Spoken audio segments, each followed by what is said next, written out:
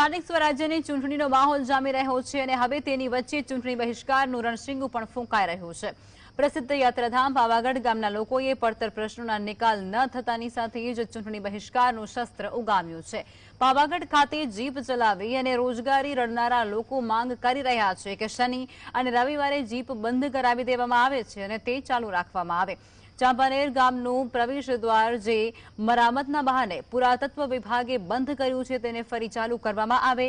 માચી ખાતે 2 વર્ષ અગાઉ તોડી પાડવામાં આવેલી દુકાનોનું અસરગ્રસ્તોની વાત કોઈ સાંભળતું ન હોવાની પણ અહીં સ્થાનિકોની ફરિયાદ છે। જો આ તમામ પ્રશ્નોનું નિરાકરણ ન થાય તો ચૂંટણી બહિષ્કારની ચીમકી ગ્રામજનોએ ઉચ્ચારી છે।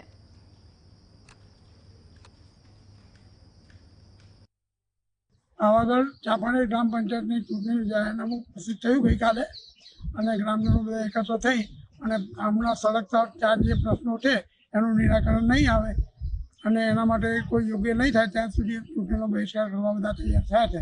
પાવાગઢ માચીથી ઉપર અને ઉપરથી છેક મંદિર સુધી નવો જે રોપવે એક્સટેન્ડ કરવામાં આવી રહ્યો છે એમાં સ્થાનિક લોકોની રોજીરોટીનો બહુ મોટો પ્રશ્ન ઉદ્ભવેલો છે।